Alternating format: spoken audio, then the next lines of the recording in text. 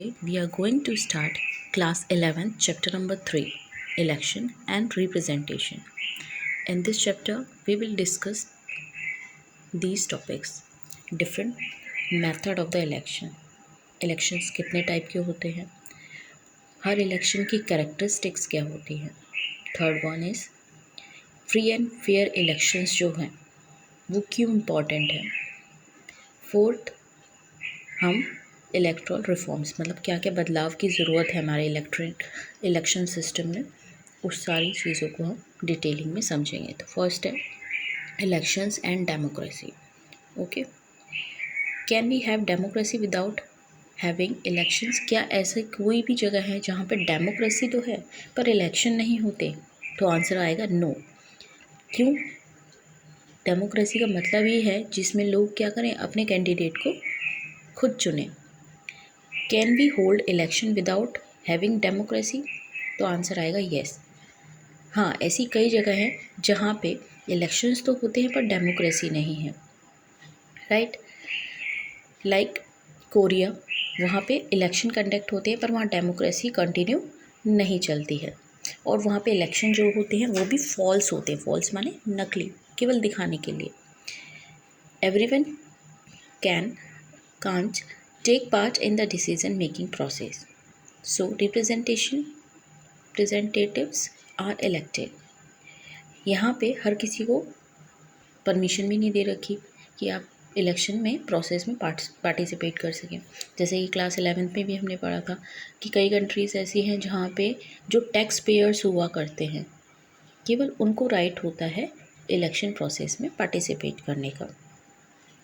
उसके बाद आपको बताया गया है कि इलेक्शन वोटिंग प्रोसेस है ऑफ इलेक्टिंग रिप्रेजेंटेटिव, जिसके द्वारा हम अपने रिप्रेजेंटेटिव को, अपने लीडर को, अपने नेता को चुनते हैं. और वो ही आगे जाके क्या करते हैं, हमारे लिए पॉलिसी को फॉर्म करते हैं, बनाते हैं. उसके बाद है डायरेक्ट डेमोक्रेसी. डायरेक्ट डेमोक्रेसी और इनडायरेक्ट डेमोक्रेसी में क्या डिफरेंस है. डायरेक्ट डेमोक्रेसी में नो रिप्रेजेंटेटिव इलेक्टेड, कोई रिप्रेजेंटेटिव को इलेक्ट नहीं किया जाता है. ठीक है. सेकंड पॉइंट है direct participation in the decision making. आप डायरेक्ट पार्टिसिपेशन कर सकते हैं, जो जैसे कि छोटे छोटे गांव में होता है. पंचायत में क्या होता है, सारे गांव के लोगों को एक जगह इकट्ठा कर लिया जाता है, किसी भी टॉपिक पे डिस्कस किया जाता है, जो सही लगता है वो डिसीज़न ले लिया जाता है. ठीक है. इंडिया के छोटे छोटे विलेजेस में ये होता है और एंशिएंट ग्रीक में भी ये हुआ करता था.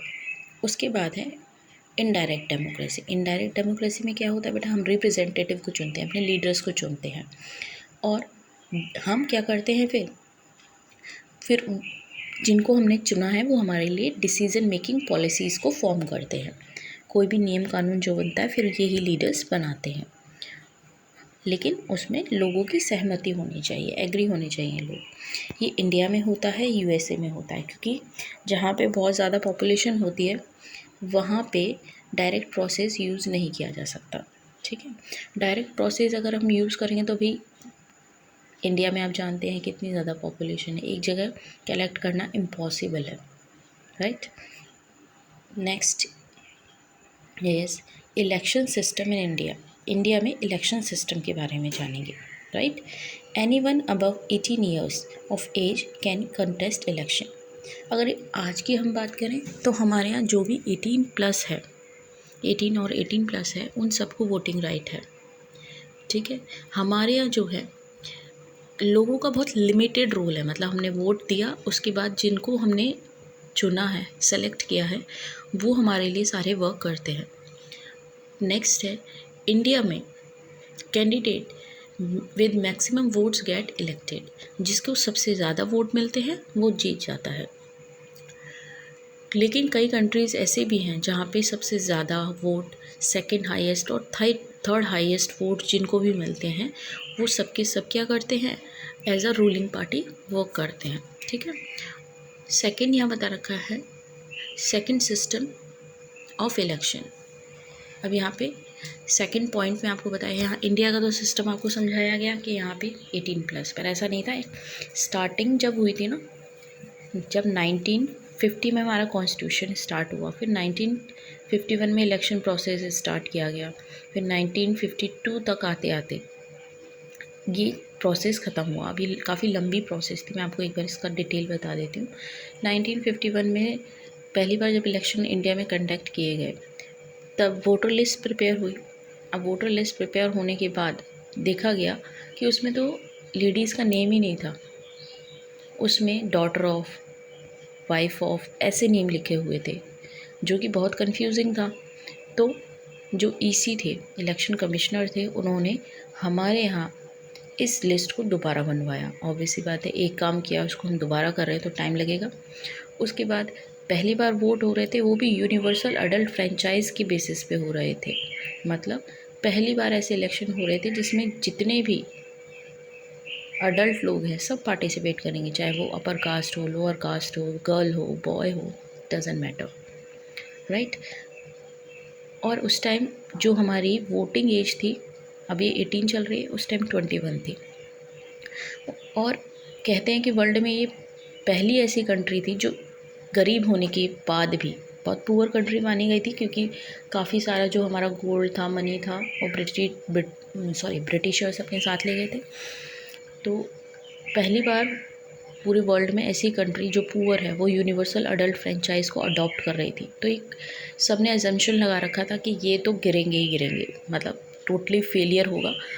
बहुत सारे न्यूज़पेपर्स में, बहुत सारी मैगज़ीन्स में आर्टिकल निकल चुके थे कि इंडिया एक बिग फेलियर शो करने वाला है, पर ऐसा कुछ भी नहीं हुआ और हमने बहुत अच्छे से सारी चीज़ों को मैनेज किया। ठीक है, अब यहाँ पे हम